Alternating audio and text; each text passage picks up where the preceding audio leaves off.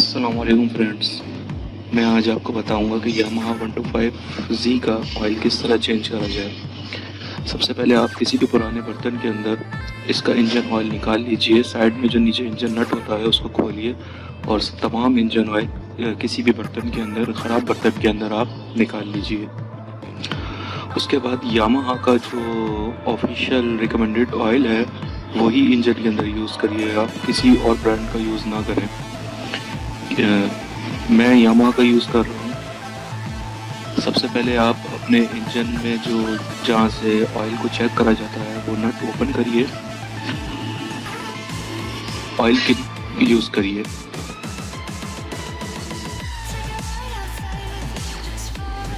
Yamaha का oil use कर रहा हूँ इसके अंदर मैं।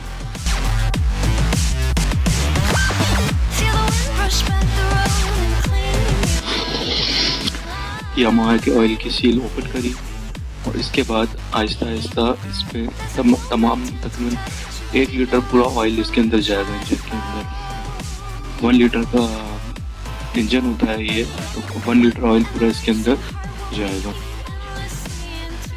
कोशिश करिए कि ऑयल अपनी बाइक का खुद चेंज करें, किसी दुकानदार से या किसी से चेंज ना करवाएं, क्योंकि ये लोग बस वही अपने टूल्स यूज़ करते हैं जिसमें मट्टी लगी हुई होती है, आपके इंजन के अंदर मट्टी डाल जाती है और बड़ी लापरवाही से आपका जो ऑयल चेंज करते हैं ये, और ना ठीक से आपके इंजन का ऑयल निकालते हैं।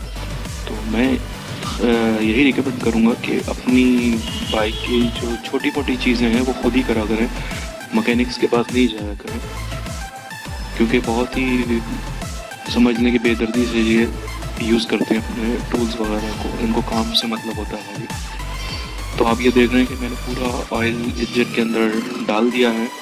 अच्छी तरह पूरा जो ऑयल है वो डाल दीजिए इंजन के अंदर, डब्बे के अंदर ऑयल ना बचे, क्योंकि 1 लीटर का इंजन है, 1 लीटर ऑयल पूरा जाएगा इसके अंदर।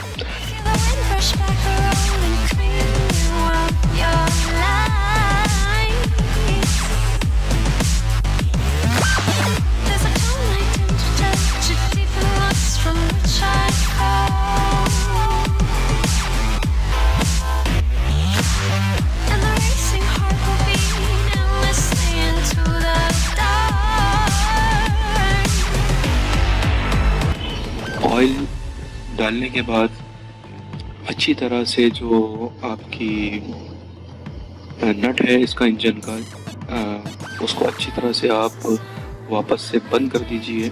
अच्छी तरह टाइट करके बंद करें ताकि जो है जब बाइक चले इंजन को झटके लगे तो ऑयल आपका वापस बाहर की तरफ ना आए, इसलिए अच्छी तरह से उसको टाइट करके और बंद करके फिर उसको कपड़े से साफ कर लीजिए।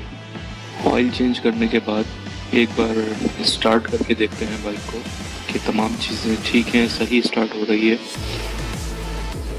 YBZ बहुत ही आउट क्लास बाइक है और सेल्फ तो इसका बहुत ही आउट क्लास है, सिर्फ एक क्लिक पे स्टार्ट होता है।